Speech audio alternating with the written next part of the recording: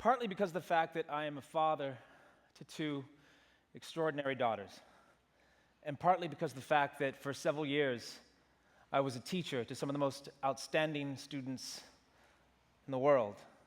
I've come to the realization that the most resplendent, the most limitless resource that we have in this country is you, our youth. My first poem that I want to share today was inspired by someone a lot like you, who walked into my classroom one day and taught me a thing or two about a thing or two. I wrote this poem for a girl named Carrie,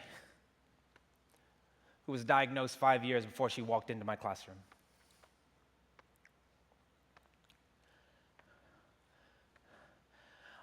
I have a neurological disorder known as Tourette's, but I've learned to live my life without regrets. You see, my life is more than a series of involuntary tics. I like to think of my muscles as drumsticks, and they beat to a rhythm called me. It has taken me the last 5 years of my life to see that this syndrome will not define me. For I am like a Whitman poem or a hieroglyphic symbol for infinity. I too am untranslatable. I too am limitless. One word, 1,000 words, one movement, 1,000 movements could not begin to define me. I used to wish that I didn't have Tourette's. Now, I wish that everyone had Tourette's. Because you see, I have to think very hard about what I'm about to say and imagine what a better world it would be if we all of us, had to think very hard before we speak. And if everyone in this room had Tourette's like me, only a few of you will be diagnosed with echolalia, a form in which you're forced to repeat everything that you hear.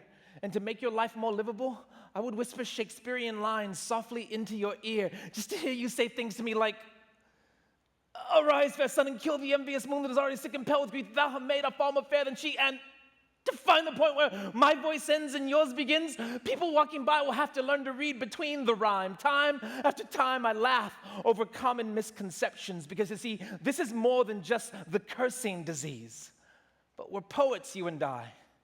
So it's our job to find beauty in the things most people find ugly, to turn curses into blessings. And believe me, if you've never heard anyone shout from their innermost core, "Oh, damn, I love you," then you've never heard it said the way it was meant to be said before. In the end, we're not so different, you and I. We live our lives like the poems we write, some days filled with joy and light, others with pain and gloom. But I will scream my lungs out until my voice fills every single corner of this room, just to get you to see that I may have Tourette's, but Tourette's could never have, will never have anything as brilliant and beautiful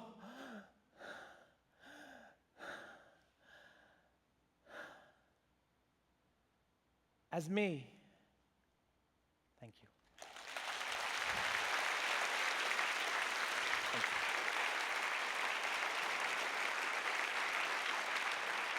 Thank you so much.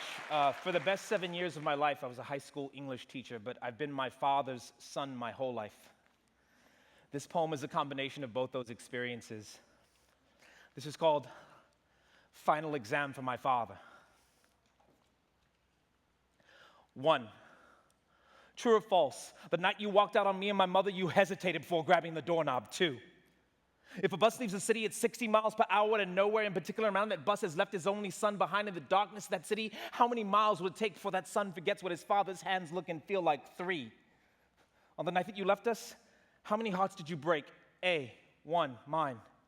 B, 1, my mother's. C, 2, mine and my mother's. D, 3, mine, my mother's, and yours. 4, true or false, in certain species of the animal kingdom, when a male member of that species abandons his offspring, that male member of that species is ostracized, beaten, and in some instances, killed. 5, in the space provided, define the terms further, farther, and father. 6, on the night that your father died, what, if anything, did you have to say to God? 7, when we survived 9 days in a row before the welfare check came in on a bag of maize and a crock pot full of wishes that tasted just like frijoles, did you feel the fire on your fingertips every time a mother winced as she turned the tortilla on the open flame? 8, because of your blood, I have spent every day of my life enveloped by skin that's too light to be brown and too dark to be white. I used to hate this about myself, but I finally come to love this about myself. What do you love and hate about yourself? 9, as a young man, you A, never loved a young, beautiful, dark brown woman. B, loved one young, beautiful, dark brown woman. C, loved many young, beautiful, dark brown women. D, loved only the idea of young, beautiful, dark brown women. 10, list 5 things you're truly grateful for and 5 things you're truly regretful for. 11, a famous American poet's mother once said, single mothers are almost always better men than men are. What do you make of this, Father? 12, without using the words I'm or sorry in the space provided, write an apology letter to my mother. 13, on a scale from 1 to 10, with 1 being not difficult to 10 being quite difficult, how challenging do you think it is for a widow to grow up in the barrio of the Lower East Side? 14, as a child, your son remembers hearing his drunk uncles whisper in hushed voices not meant for his ears that more than likely you are not that child's father. What, if anything, do you have to say to them? 15, finish this sentence. My son, if I only had one thing to say to you, it would be, and one final question to conclude the test.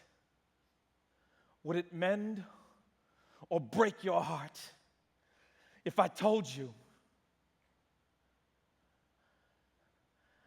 I forgive you? Thank you. Thank you. Thank you. Thank you so much. What I love about TED, what I love very much about TED is the talk begins now, but it doesn't end. It's limitless. So I challenge you to keep it going, whether that be on Facebook or through the world of Twitter, or maybe even out in the hallway of this theater that we're in. And let's continue the talk. Let's continue the dialogue with each other, with me. If you have a question for me about writing, about poetry, about anything, I'm a teacher who moonlights as a poet, so it's my job to answer questions. So please feel free to accost me in the hallway. If you're feeling a little shy today and don't have the gumption to actually speak to me, and you want to just give me the what's up head bop, feel free. For those of you who don't know what it is, here it is. It's my job to teach. It's the whole thing. What has happened to the What's Up Head Bop? When I was your age, the What's Up Head Bop was a spectacle of sight and sound with a little Michael Jackson thrown in for good measure. It was like, yo, Manny, what's up? We going to get Slurpees? What's up? It was all that. So please, I guess in short what I'm trying to say is later on today, if you want to find me, feel free to holla. I promise I will holla back. This last poem I have for you guys is dedicated to one particular student who's in the room with us today. She's traveled all the way from a place called Denton, Texas, a middle school student whose name is Joaquin Zihuatanejo, my daughter. So this is for you today, Dakota.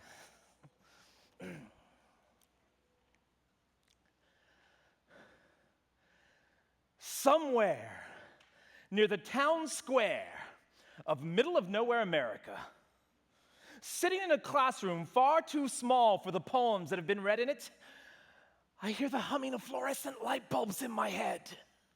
And I begin to ask myself the following question: am I a good teacher? And tragically, the only answer that comes to me is the one that my 9th grade students wield every day as though it was the hammer of Thor. I don't know. And this will not do. Because I don't want to become one of those teachers who lives his life like that student that's forced to incessantly ride the merry-go-round but who dreams of roller coasters. So after much deliberation, I've come to the conclusion that this is wrong. All of it. And I owe my students more than state-sponsored standardized tests. So starting today, I will embrace this internal strife and hereby dedicate the rest of my life to 3 little words. Reverse the stereotypes. So class, let us begin. Clear your desk and minds of everything, because today we're going to begin with the Pledge of Allegiance to Trey, who sits in the front of the class every day with the strength to be a high school student in Texas and be openly gay. Yes, today we pledge allegiance to courage, voice, and free thought. Gone are the days of sit down and be quiet. Today, I will instruct my students to stand up and be heard, to question authority, to give up their right to remain silent, because anything you say can and will be used against ignorance. Today, we will run with scissors and eat paste. Why? Because you said we can't. And because it tastes good. Today, I'm emptying out my big old bag of shh. Now, students, you know you shouldn't be talking. No, there'll be none of that today, because today, half of you will talk excessively. The other half will practice the forgotten art of listening. And there'll be no standing on desktops today, because I'm no captain, my captain. But we will carpe diem. And for homework tonight, you will carpe noctem. Because your homework tonight is to go home and write a poem about your mother. A poem crafted with so much passion and life that you feel like that woman who dreams of a scalpel but is given a butter knife. So she takes it and carves a new Mount Rushmore with it in honor of Eleanor Roosevelt, Rosa Parks, Alice Paul, and Sojourner Truth. Because with all due respect to those former presidents, our mothers and daughters and women, they've done just as much fighting and breathing and living as any man to make this country what it is today. You will teach, she will learn. And the only lessons we'll review tomorrow are the ones that I learned in my grandfather's garden before school was even a thought to me. Like number 1, care. Number 2, share.